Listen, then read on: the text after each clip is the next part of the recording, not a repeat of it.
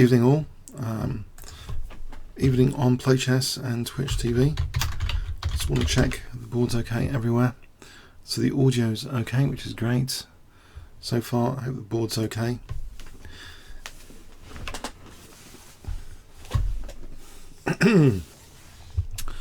Right, I thought this week I had a club match yesterday, so hence it's this time on Wednesday when I have a club match, and I have to reschedule this. So usually I'm rescheduling for Wednesday 8 o'clock, but the usual time is Tuesday 9 o'clock UK time. Thanks, hi Fischer, someone likes my videos, great. So the audio is okay. Fischer, Bobby Fischer, everyone knows his main games, and the fantastic match in 1972 against Spassky. Maybe lesser known is the role of his second, who was William Lombardy, born 1937. He's getting on a bit, but he's still alive. I think I played Lombardy in a blitz game a few months back, and he was very, very strong. So Lombardy turned out to be Fischer's second, and there were a lot of adjournments in that match. So it was very important to have adjournments. He's quoted as saying, actually there were 14 adjourned games in the 1972 match, and he's quoted as saying he worked together on these adjourned positions without making a single technical error. Maybe he's jesting there. For a little numeration, I dedicate my services to in the Icelandic capital to guarantee that Bobby followed through and finished the match victoriously. And there's a few people that kind of agree with that view. The original second was actually Larry Evans, who Fischer managed to fall out with. So Larry Evans is the guy that did, I think, those amazing quotations in Fischer's Memorable Games book. I believe so, anyway. So let's have a look at some Lombardy games. So this was a game played in Toronto, Canada, I believe, 1957. Whoops. So D4 by Matthias. Let's flip the board to take Lombardy's perspective. Lombardy played knight f6 after c4 e6, so Nimzo-Indian Defense. Knight c3, bishop b4, queen c2, which is a very popular move. It's Kasparov's favourite move against the Nimzo-Indian. So an interesting move here in response was played, which was knight c6. So putting some pressure on d4, but you know, black's not able to play for c5 clearly. He's going to be playing maybe for d5 later if he wants to use the pawn structure. So knight c6, knight f3, and now d5 indeed. d5. a3, and now Lombardy volunteers the bishop. Bishop takes c3, queen takes c3. Gains a tempo on the queen. Queen goes to c2. Now he liberates this c8 bishop immediately with e5 at the cost of a pawn. So a pawn sacrifice. D takes e5, and now bishop f5. So what does he gain for this pawn sacrifice? Well, the queen's faced with this horrible discovered attack. So does the queen want to move again? Well, she does. She goes to, pardon me, after bishop f5, the queen goes to a4. Let me use the right mouse arrow from now on. Queen a4. And now Lombardy castles. So very interesting kind of gambit here in the Nimzo-Indian defense. Black's got all the pieces kind of aggressive, and in fact it's got some properties of an Albin counter gambit, which I quite like, because black's got this pawn which can go to d4 soon. In fact, after bishop e3, d4 is played, even though it seems to be walking straight into a pin against the queen. So here, if the bishop moved, I mean, that would be a bit passive. The bishop went there to try and stop d4. Pardon me. So white follows up with the idea of, you know, trying to punish this audacious d pawn with rook d1. Now, what would you play in this position? If I give you 20 seconds, because it's a bit of a delay, so 20 seconds to have a look at this, what would you play with black in this position? So 20 seconds starting from now. Any ideas? And don't look at the score sheet. Please change to the openings book or something, some other tab, if you can hide the score sheet somehow. So what would you play here with black?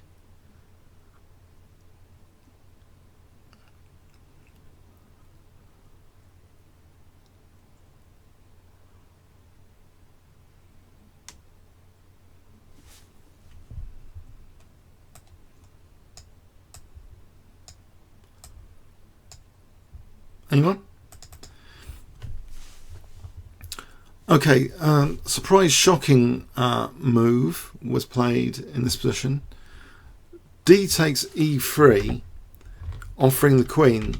So this needed to be calculated quite accurately, but it's at least 2 pieces and a pawn. And positionally, you know, these pieces are not getting out that quickly after this. So there's a minimum sort of base level here for what black can hope for, even if he did miscalculate. So rook takes d8, e takes f2, so far a bishop and a pawn, and now of course a rook. After king c1, okay, but how does black actually continue here in this position? Well, now things get interesting. This next move is a bit of a... this is the wonderful thing I've noticed about this game selection in advance. You have these this set of forcing moves at some point in his games, in his classic notable games, but there's sometimes, you know, a little surprising stings on the end of tells, or even quiet moves thrown in. And here it looks as though there's a very delicate little quiet move here after this initial you know, sacrifice for the queen for 2 pieces. Can you find the little delicate move that you would play here, which would make... I'll give you a clue about it. It would make... How would you make knight c5 more effective in this position? If you were playing black, you wanted to make knight c5 more effective, because that's actually really, really dangerous if you think about it. It's heading for b3. That would be dangerous potentially if the queen wasn't controlling b3. But how to make knight c5 maybe even more lucrative here? What would you play in this position? If I give you 20 seconds there, or in fact, I'll show you in a few seconds. I'll show you. Just try and think about it.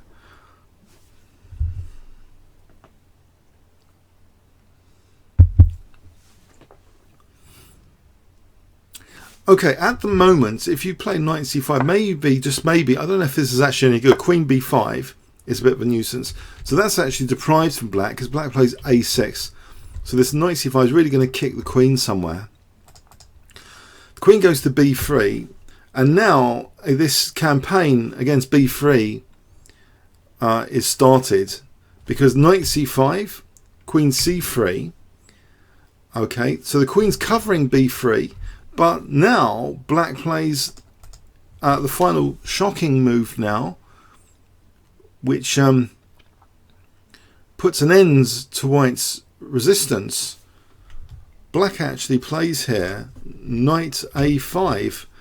So if queen takes a5, then knight b3 is mate actually. It's not just winning the queen, it's checkmate, because that bishop's cutting across there, rook's cutting across there. So what else? You know, if b4, that's worth looking at. This would be tricky as well, I expect. Probably knight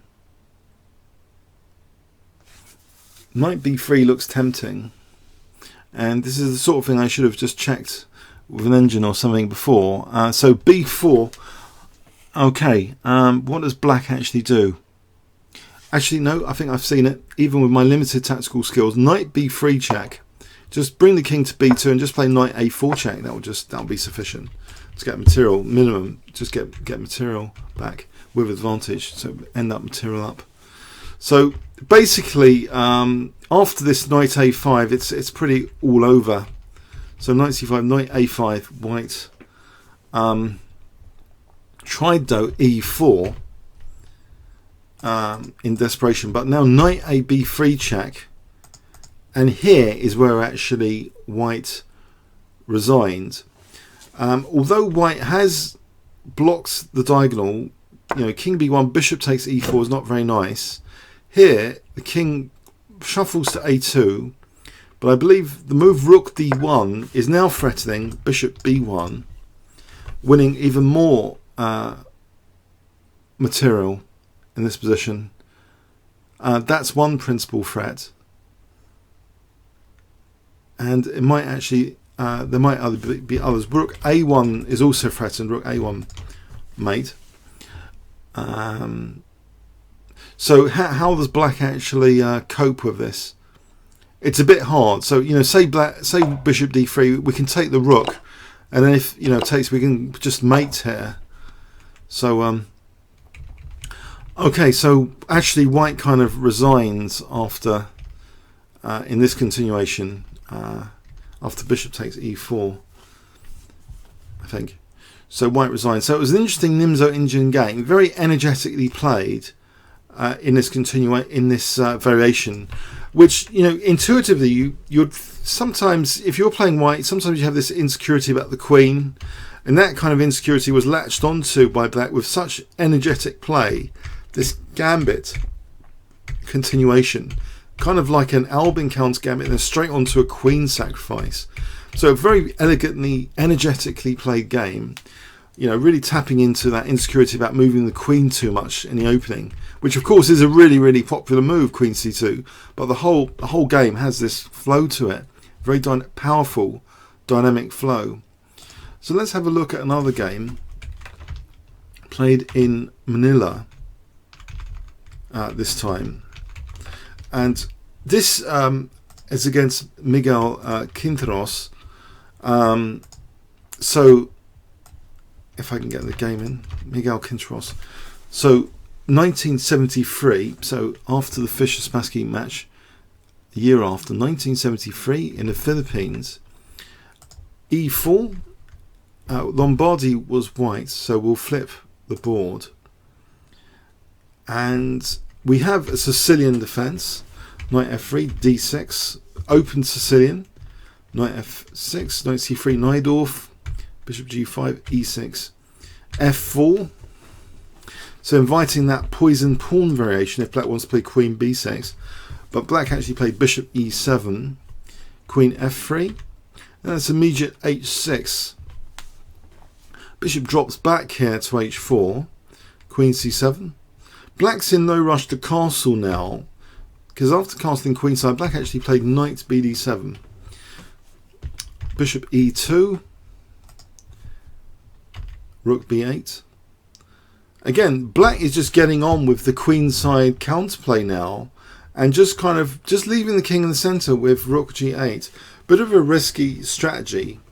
And again, I guess you could say that there must be a slight insecurity here in playing this as black, to leave your king in the center and just optimistically hope for your queenside counterplay to just attack white's king. So how can that insecurity be tapped into tactically by white? We see this move here. It looks a little bit on the quiet side in some respects. Rook hf1. So it seems to be preparing f5 with greater impact on f6 if this opens up. Now after the move b5, it isn't a quiet continuation with f5, but rather a rather violent move in this position. I wonder if you can, if you want to think about it, I'll tell you in a few seconds. In about 10 seconds I'm going to tell you. If you might want to pause the video, or if it goes on YouTube. Sorry, I'm doing it live. Forget it. I'm going to tell you in 10 seconds. Yep.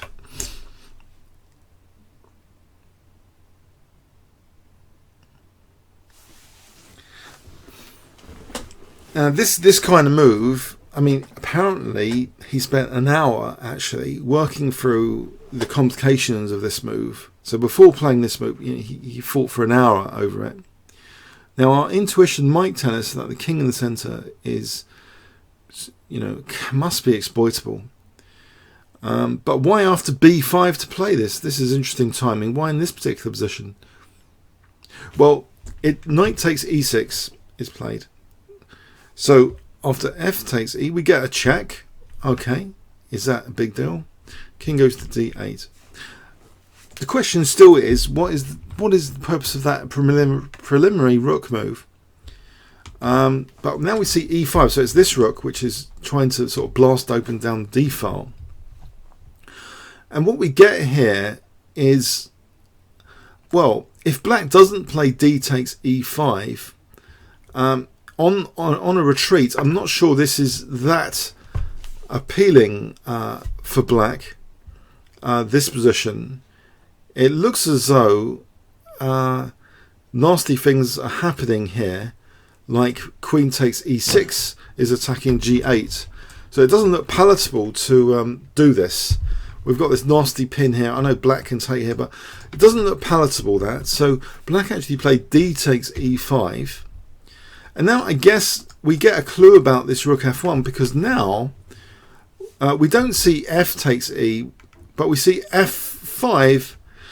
So white is extending the scope of this rook and not allowing the black pieces to kind of come alive. So it's maximizing the life of one's own pieces and making sure there's maximum traffic congestion of the opponent's pieces. So this rook, you know, this quiet rook move, it's doing something, but what exactly? Ultimately, you would imagine if it's peeling open the f-file, there's a target on f6, which is even worse because there's a pin knight on d7 now. So it's f6 which is going to be hammered in this position, it would seem. We see e takes f5, and now bishop takes f6, literally hammering on f6 at the moment.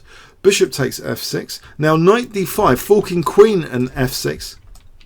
And this knight's pinned. So f6 is severely weakened now, and there's a pin here as well. So queen c6, just to defend like this, f6. Again, we're smashing through on f6 with rook takes f5. So we're threatening now, knight takes f6. So black has to do something about this. So he tries to support f6 with rook f8. Okay, still, white's not winning material surely here. Now white can turn attention a bit more to d7. There's one piece which is not in the attack, because all of these others have sprung into life and are greatly attacking white. You'll notice though that this looks a bit nasty potentially for bishop g5 check to try and discover an attack on the queen in this position. That has to be factored in all the time. At the moment it doesn't matter here. White ignores that with bishop g4. If black tries bishop g5 check, I think we can just safely take this. The rook's protecting the queen, and that's fine. So that's not on the cards. Black plays rook b6 though. So possibly now bishop g5 is becoming more interesting as a resource after rook b6. But now we get a powerful move.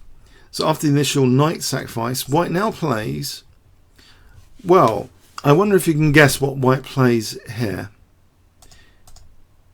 If I give you 20 seconds to have a look at this, what would you play here with white to further the attack?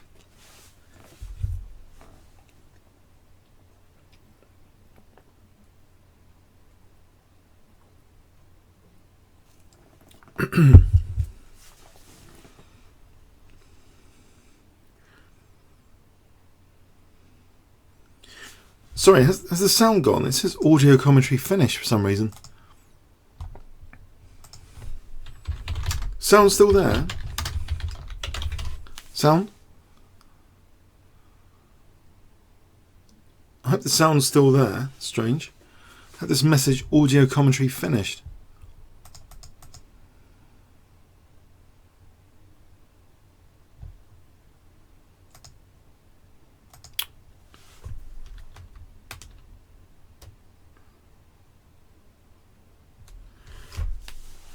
If you close and come back, is it okay? Press play. Play button.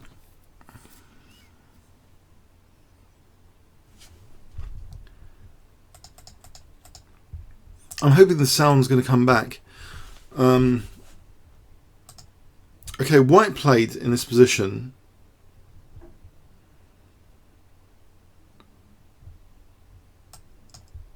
I guess that's a...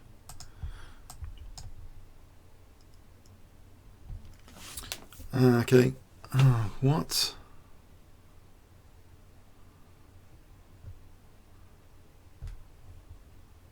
Testing sound. So there's no sound for anyone. No sound for anyone.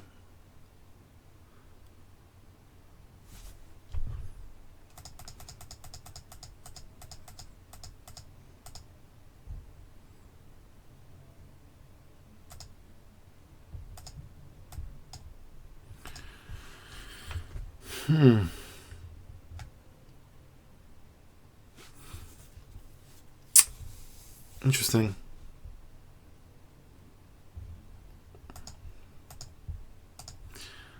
Don't know what I've done actually to have caused that.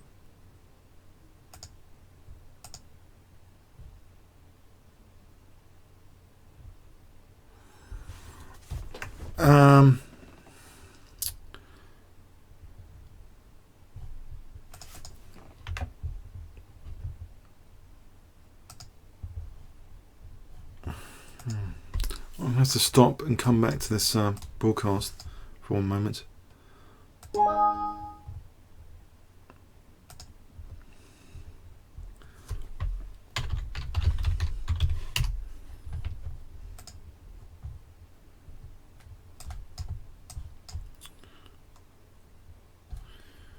Great.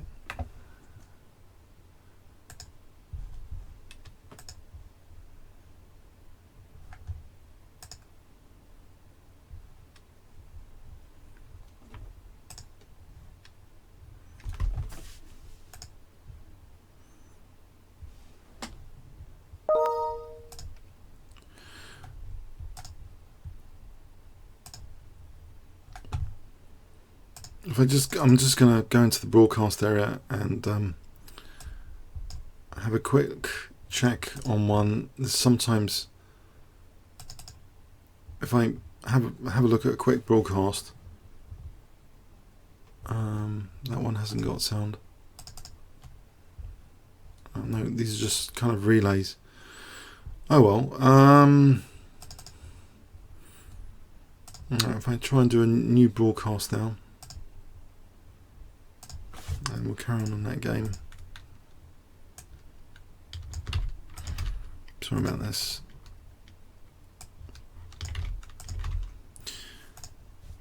I'll load the game back in.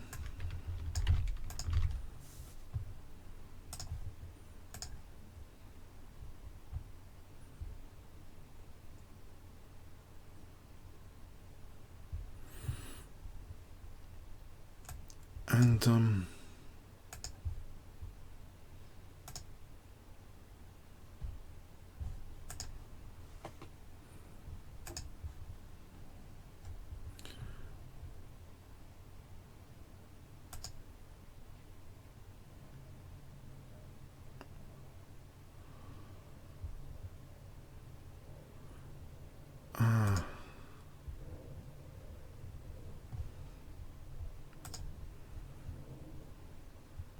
is there sound? Is there sound back? I'll have to some serious video editing on this. Is sound okay? Sound back?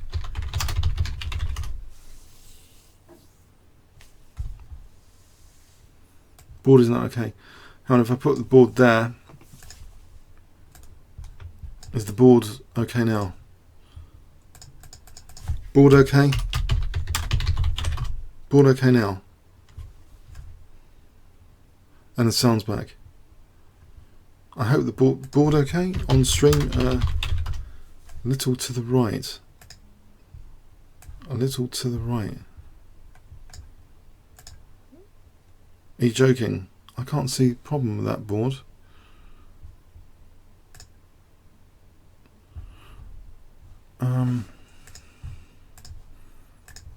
God, I don't know. I think I'm just checking that board on my thing, and oh, I see. Oh, I see. A little to the right, yeah.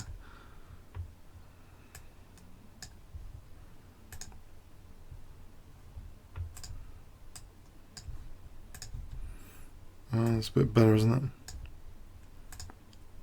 Okay. Okay, yes. All right, let's carry on. So let's try and get back to where we are. Sorry about that. I don't know why the sound cut out on play chess. So we have this f5 to recap. We have this bishop takes f6, knight d5, and now we have this. What I was quizzing you before was this position. Okay, so it was rook takes f6. What is this doing exactly? Well, now it's actually d7 is the subject of scrutiny here. d7 and other squares. In fact, after g takes, the queen breaks through to the 7th rank, threatening not just d7 but also is on e7, and black didn't spot that he's actually threatened here with a mate in 1. Black goes straight into a mate in 1 here with rook b7 allowing a mate in 1. That's how the game ended. Queen e7. Whoops. Checkmate. Let's rewind back. So why is black confused what to do here? Why it's got multiple threats now. This queen invasion to the 7th rank. Okay, threatens queen e7, but also it's not that clear. I mean, let's say rook e8 was played. What would we play here with white? What could be good in this position? I think there's an obvious answer about this position, so I won't quiz you. I think just knight takes b6, because we've got everything crushing through onto d7 now. We've got 4 things focused on d7. If we take, we can just go splat, rook takes d7, can't we? So I'm not entirely sure there's actually a defense here. I haven't engine checked this game, but it looks as though black, unless anyone wants to try and work out a defense for black. Does anyone want to have a go and we can test it? Any testing to do of any defensive moves before we move on to another game? So if you want to think about this for a defensive move here, I'll give you 20 seconds, starting from now.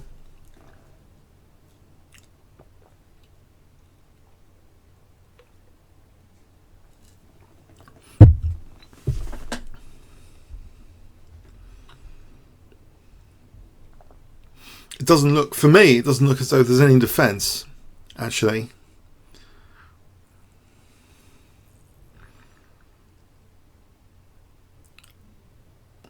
King's kind of stuck there on d8.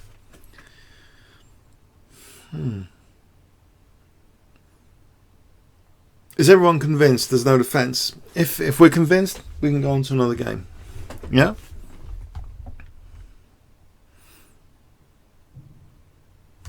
Everyone convinced? It's the end of black.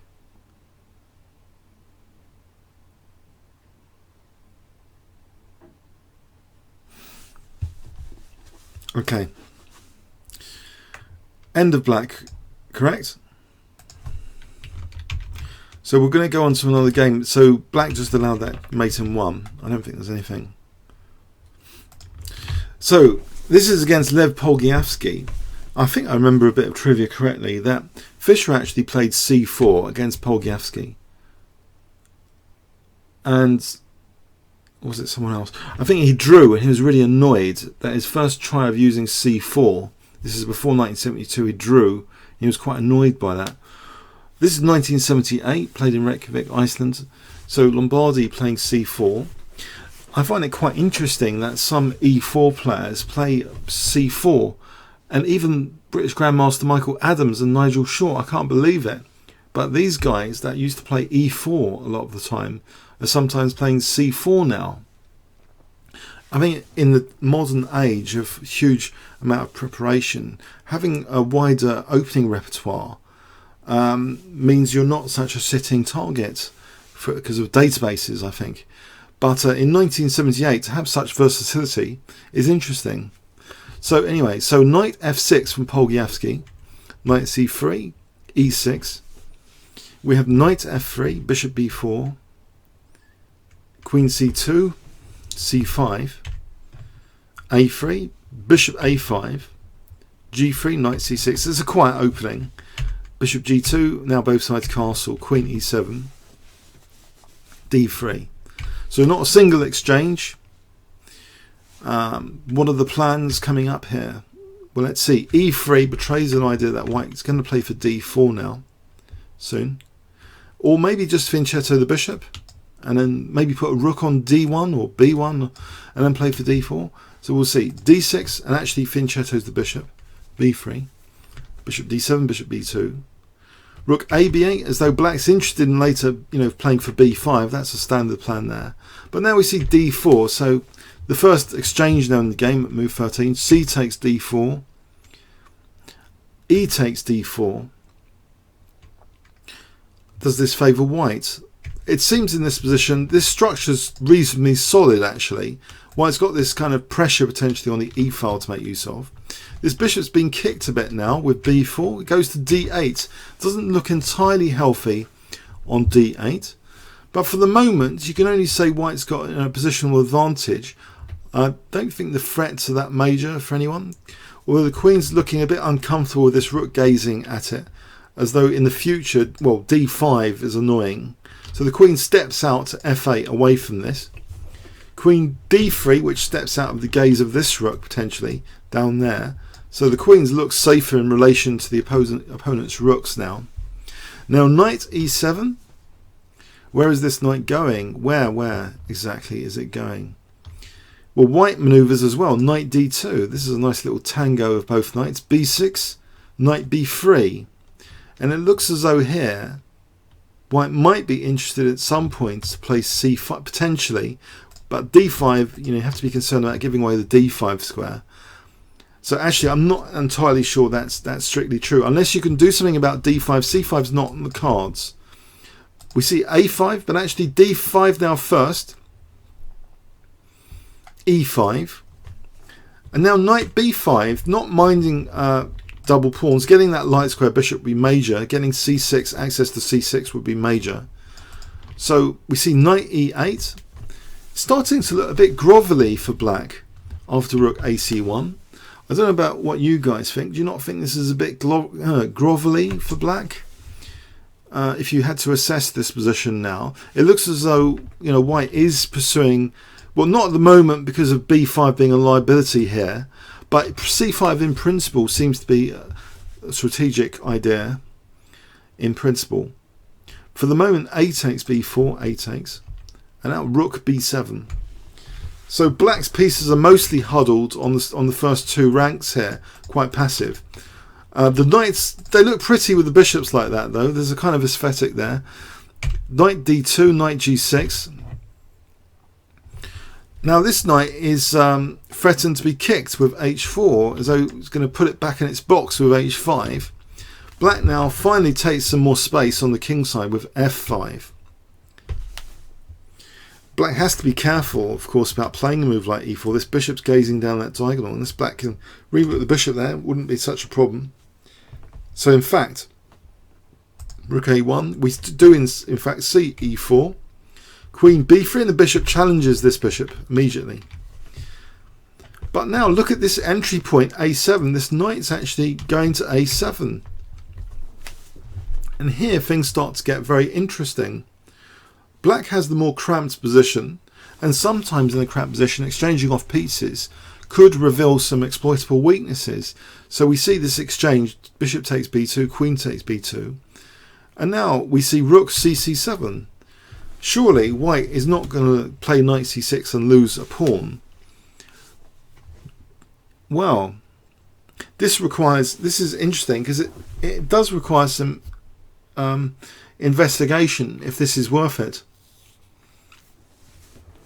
It is actually played knight c6. So it looks as though, okay, there's a initial combination though that white has. So after bishop takes c6, d takes, white loses the pawn, but has a first tactical strike here to emphasize some loose pieces. And yeah, it is very interesting here that it seems to be kind of disguised for something even worse. So in this position, can you guess what white plays? If I give you 20 seconds starting from now. But it's actually a disguise for something else, actually. I don't know how well this was calculated. It seems pretty amazing, the whole combination, when you see it.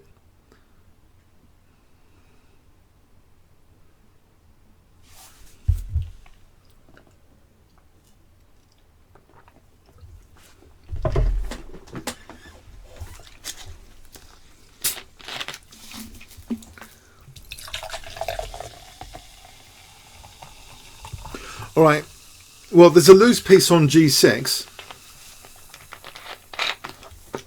and there's a loose rook on c6. This bishop's blocked in, so we want to liberate, knight takes e4, we want to target both of these guys.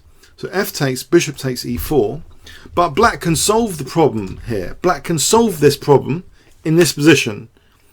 So did you all see that black can actually solve this problem of the two loose pieces here? And if so, which move solves that problem?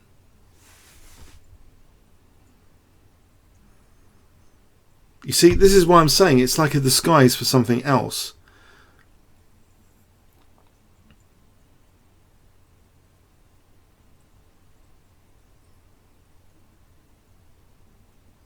Oh, hang on, someone's pointed out something. All right, knight e7 solves the problem, but someone's pointed out b5. b5, we have rook here, and we don't want to lose that bishop. That wasn't the intention here. The intention now, and this is interesting, you see we've liberated this rook as well along the e file, which is interesting. He actually played rook a8, and this is looking really difficult for black. There's a lot more punch here to bishop takes c6, because it will be also scooping up now e8. And the interesting thing here is, how on earth does black do something about this?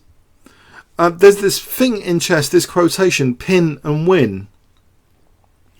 So the interesting thing about that pin and win, if you're looking at a combination that we've just seen, and you get this pin here, this quiet move to get another pin, it does actually seem to cause endless grief in this position. Well, both rooks are skewered as well, but what do we do here with black? If black played rook c7, well, this is actually what was played. I mean, actually, I was guessing that as well. I mean, I've seen the game before, but what else does black actually do because of the threat of bishop takes c6? Does anyone have any good ideas here for black? Actually, I see another potential alternative. I think it's still result in the same thing. Well, in the game we see rook c7, but I'm wondering about the other rook. But let's have a look at the game. Bishop g6, and black had to resign here because of this e8. Black actually resigns here. This was the end of game. It's quite interesting. Again, you see all these pieces are being brought to life through the combination. So there's kind of a positional aspect to the combination here. It wasn't just about getting the material back, but if we tried rook b7, I wonder what the punishment would be here. Does anyone have any idea in this position what white could play? If I give you all 20 seconds, and I'll think about it as well.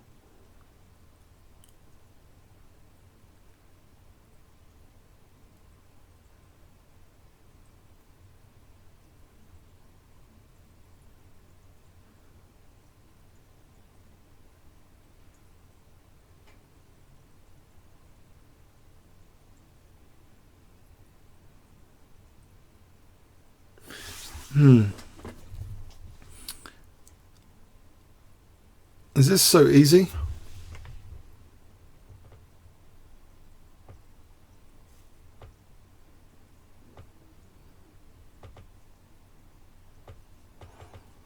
Oh, hang on. bishop f5. I think we want to get some material back, don't we?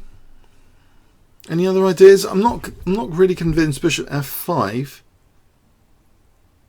I think the queen could just take.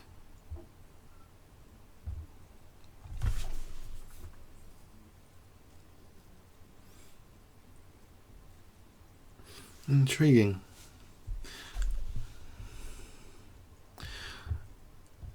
Let's just try and rule out bishop f5. I think just queen takes, you know, if takes here, we just move the king here.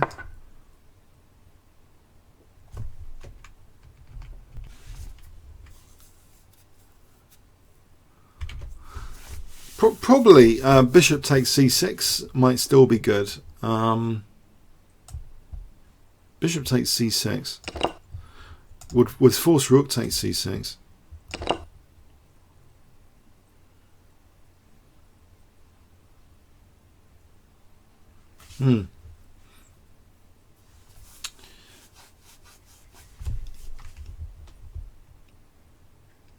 Sorry, okay, let's have a look again. Okay, you're saying this way, bishop f5. Oh, so what is white actually threatening here after bishop f5? What's the actual threat? Black doesn't have to take there. Yeah, I'll take you on e7, but I'm not entirely sure what white's threatening there. So I suspect it's to do with bishop takes c6, though.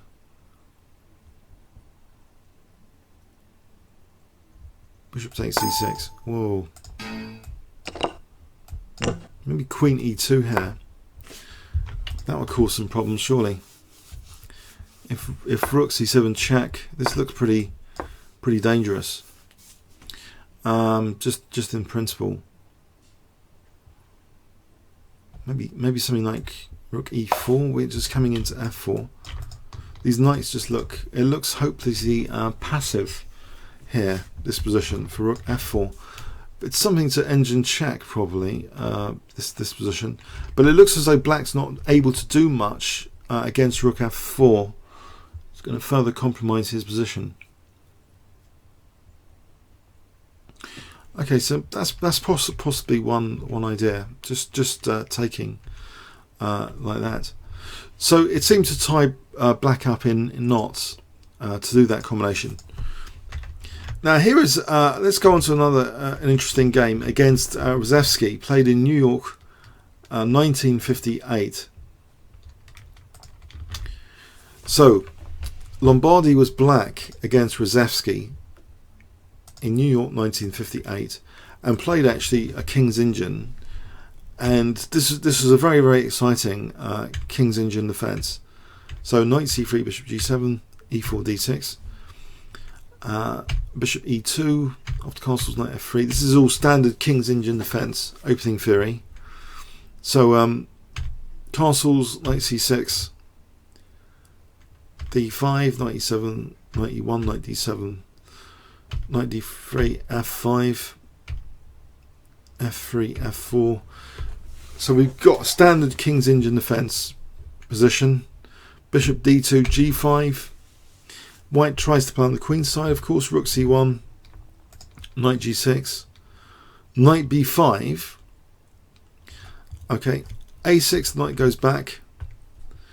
So it's getting out of the way for c5 to be kind of dangerous. Knight f6, now c5.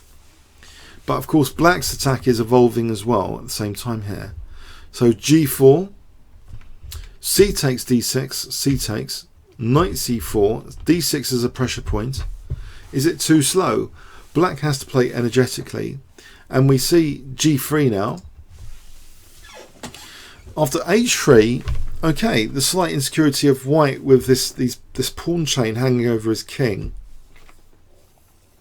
And it's a move here which surprises me a little bit. A tiny little bit, but actually when you think about it, this is a great move. So what does black play in this position? If I give you 20 seconds starting from now, black to play. So you're playing black. What great move can you play here?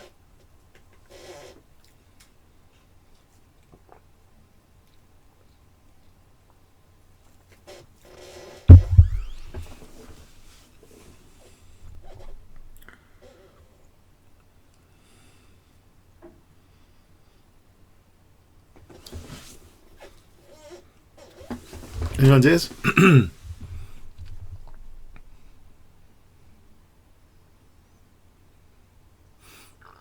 B5.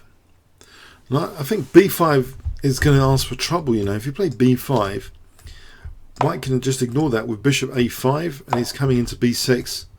Just taking the queen and coming to B6, that's pretty nasty. Knight H4. No, it's really quick. It's really, really quick. Bishop takes H3 is played. Sometimes you have to play dynamically.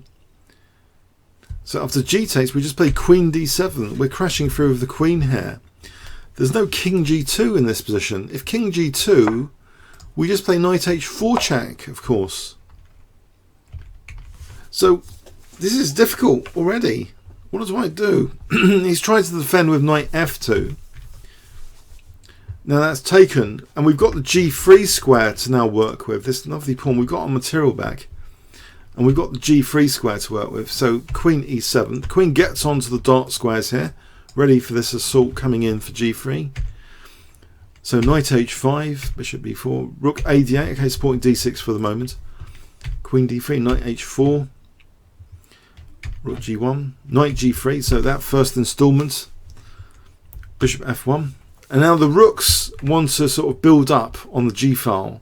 We see a nice rook lift. Rook C2, Rook G6, Bishop E1. Now this is ready to win material here. And this is a great defensive move to make sure that that's not going to be painful. So a nice little move here is Bishop H6. So after taking, you know, rook, we've got Bishop F4, so we're going to make use of F4 if needed. So it discourages white from playing Bishop takes G3. So Knight B6 instead. King H8, relentlessly building up pressure now on this G file. You know, to support that most aggressive piece, that Knight on G3. Bishop G2, Rook DG8, Rook C8, trying to exchange off a pair of rooks. That's refused now. Bishop F8, Rook C2. White's just waiting now for execution. Queen G7, trebling on the G file, with threats now really on the clouds here. On the clouds, threats on the horizon. Knight A8. It's a ridiculous move. It looks ridiculous. Trying to get, you know, a bit too slow maybe. Queen H8, H6, Bishop F1 now is played. What is black actually threatening? I assume he's threatening something extremely nasty in this position.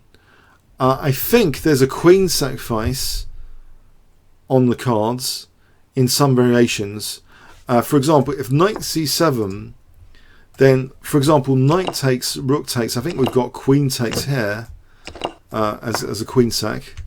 So this is pretty nasty, this Knight G2 business.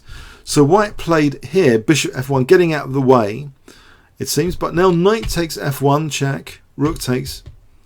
And Queen G7 now threatens this horrible, you know, we've got 4 pieces on G2, threatening Rook G2. So Queen E2.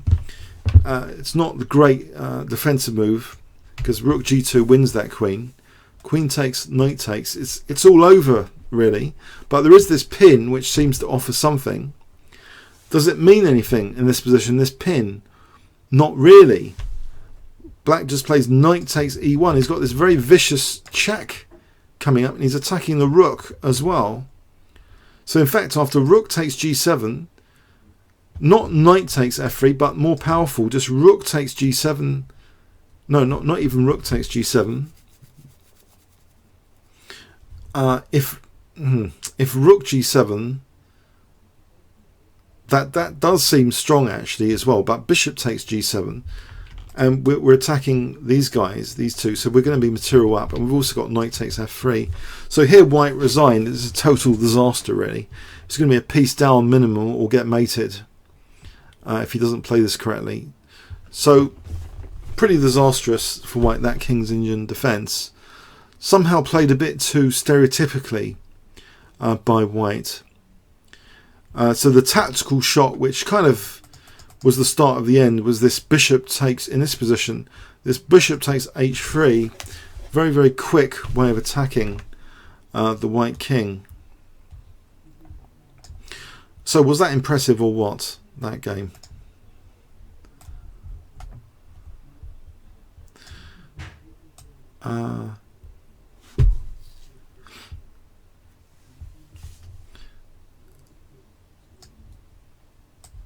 Should we have one more game?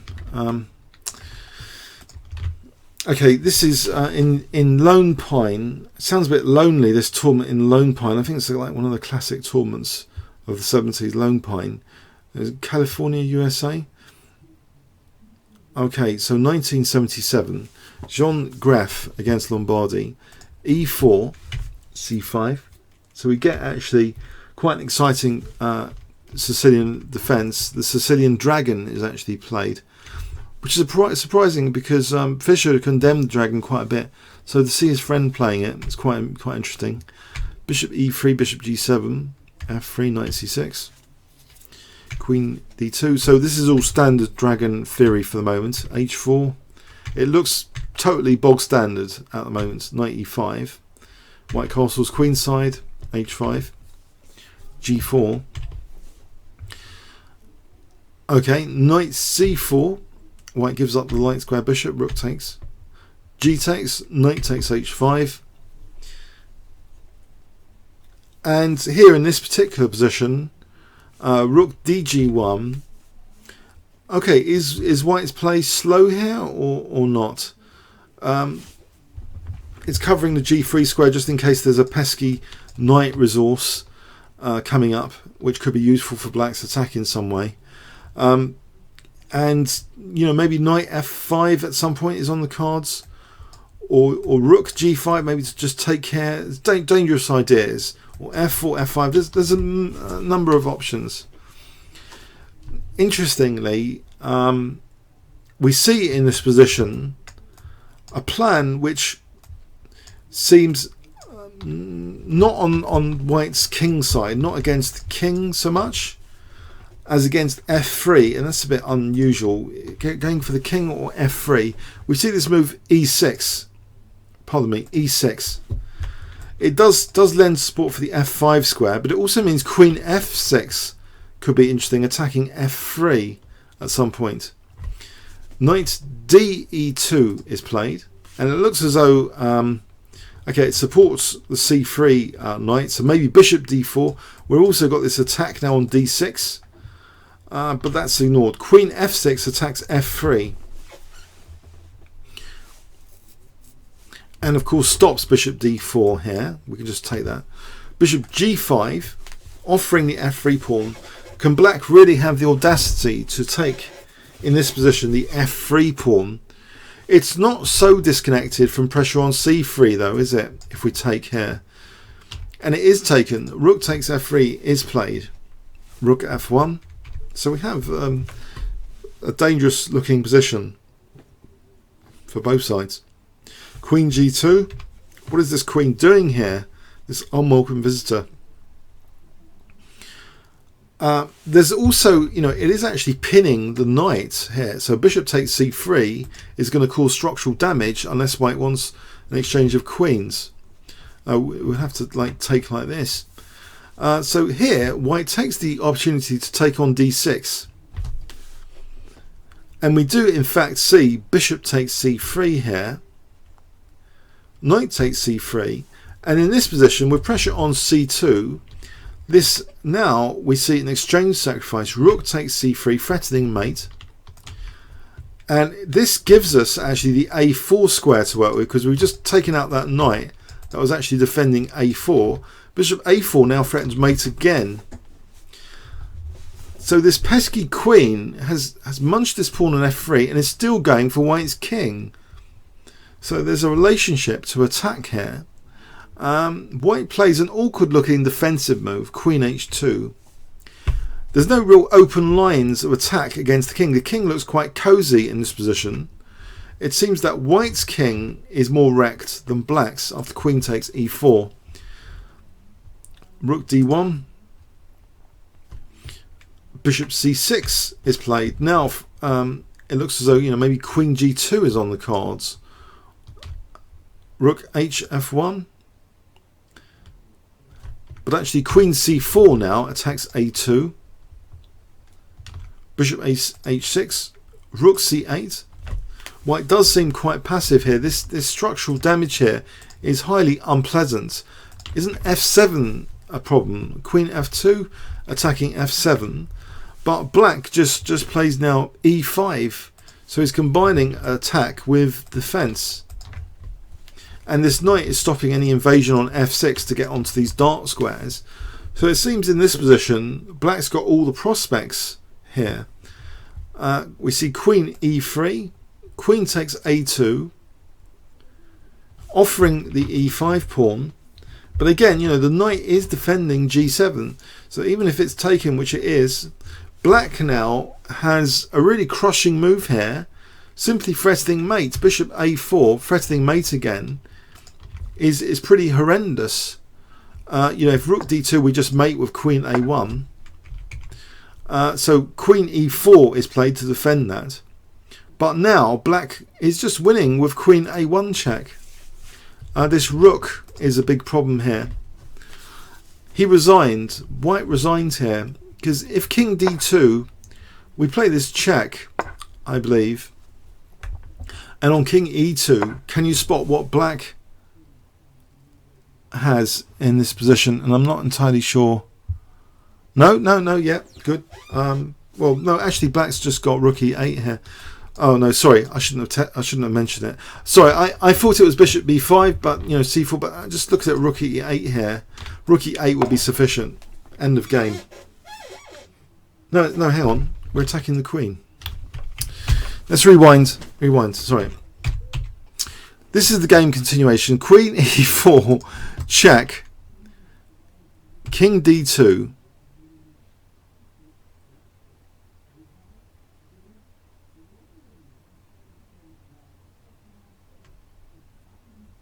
Oh dear, have I got this wrong? Let's get the original game score here. White resigned after 30 queen a1 check. Okay, so that's king d2 is the only move. Let's have a look at this position for a few seconds, 20 seconds. So what do you think black plays in this position to win? If I give you 20 seconds starting from now. Alright, yes, that's a good point. Yes, easy. Sorry, yep. Got it. Yep, and it's even worse. Yes. Alright, okay. Okay, a few clues there. Queen takes c3. Queen takes c3. Now, if king e2, we've got knight g3 check, winning the queen. And if the king drops back to c1, well, it looks pretty horrendous.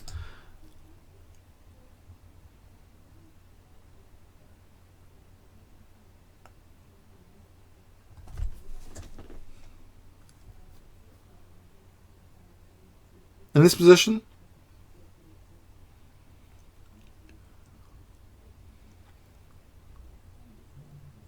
oh yeah, good. Bishop takes c2. Yeah, that looks absolutely horrendous. Well done. Yeah, good stuff. So that was a pretty vicious Sicilian Dragon.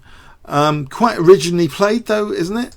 What I find original from the initial moves, if we just go back, the original point seemed to be starting, well, the original action starts here, where black played this e6.